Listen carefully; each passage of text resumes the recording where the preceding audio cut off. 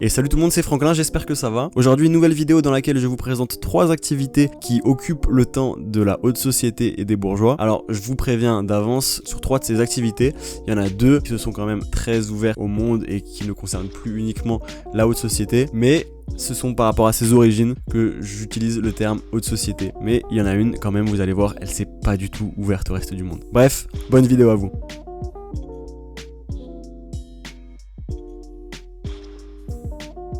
Et on commence tout de suite avec la première activité qui est le tennis. Alors le tennis était souvent pratiqué dans les cercles sociaux de la haute société. Et pour ça, il faut comprendre d'où ça vient. En fait, le tennis a émergé en Europe au début du XIIe siècle comme un divertissement de la noblesse et de la royauté. En fait, il était joué dans des cours de châteaux et dans des jardins privés, donc vous comprenez bien que ça coupait un petit peu le loisir du reste du monde. C'était considéré comme un passe-temps réservé aux élites. Après, il faut dire que c'est quand même un loisir raffiné et compétitif à la fois, donc ça peut attirer la classe sociale un peu élitiste. À ça, on joint le fait que des tournois de tennis tels que Wimbledon en Angleterre ou l'US Open à New York sont également associés à la culture riche.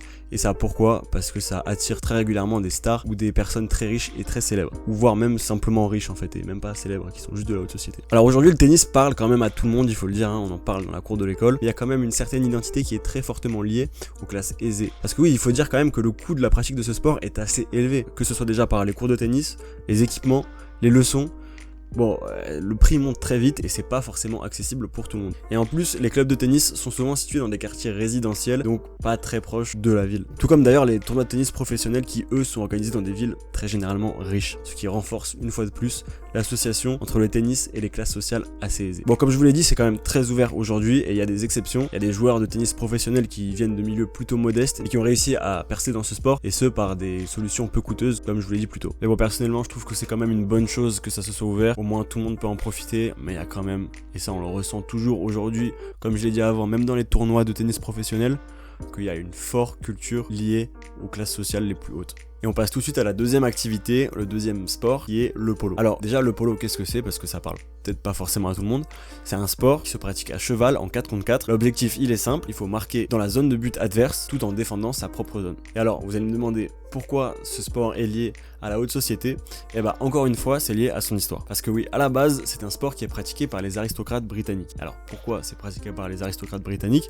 L'explication que j'ai, c'est que c'est un sport qui est très physique, très habile, où il faut être très coordonné, et c'est des compétences qu'il faut développer, et pour les développer il vous faut du temps.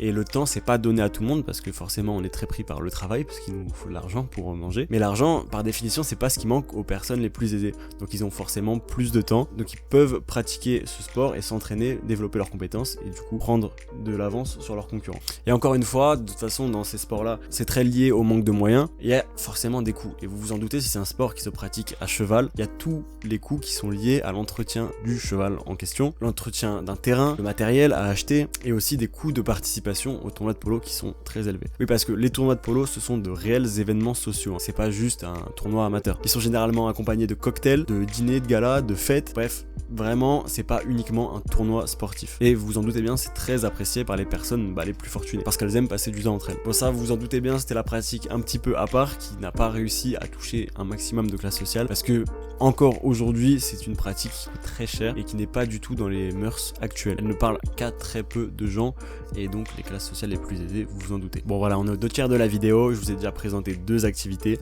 Si la vidéo vous plaît, n'hésitez pas à me le faire savoir en vous abonnant et en lâchant un pouce bleu, ça me fera très plaisir. N'hésitez pas à commenter aussi, j'ai d'autres idées d'activités, je veux pas trop vous teaser, mais si vous voulez que je vous fasse une partie 2, je vous ferai une partie 2. J'ai vu que la vidéo sur les 3 marques Old Money vous a particulièrement plu. Alors peut-être, ouais, c'est possible qu'une vidéo 2 sortira. En attendant, si celle-ci vous plaît, n'hésitez pas à me le faire savoir.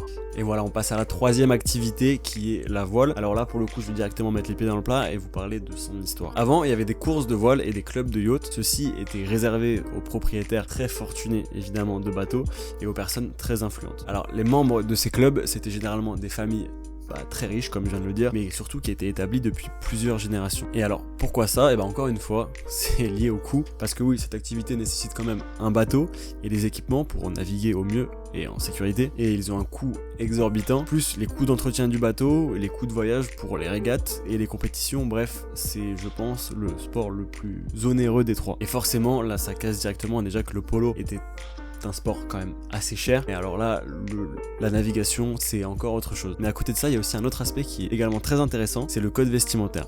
Parce que oui, ce code vestimentaire là, il était très strict et il avait une étiquette qui était très formelle. Je vous explique. Les membres des clubs de yacht devaient souvent porter des tenues de ville très élégantes et des uniformes de bateau traditionnels pour les événements de voile. C'était la tradition. Bon, maintenant, il y a des clubs de voile qui parlent à tout le monde, il y a des stages de voile et d'autres alternatives qui sont beaucoup plus accessibles.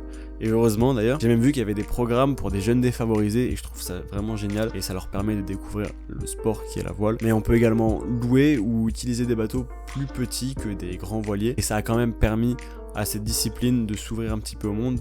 Mais à la base, dans ses origines, c'est une discipline quand même très élitiste. Voilà, c'était Franklin, j'espère que la vidéo vous aura plu. Si c'est le cas, encore une fois, n'hésitez pas à me le dire dans les commentaires si vous voulez une autre partie 2 parce que en écrivant cette vidéo, j'ai eu d'autres idées, mais je me suis dit qu'il fallait que peut-être je fasse une partie 2 si celle-ci vous plaisait. Donc voilà, n'hésitez pas à taper et à m'envoyer ça dans l'espace commentaire. Bref, on se retrouve très vite sur la chaîne. Salut!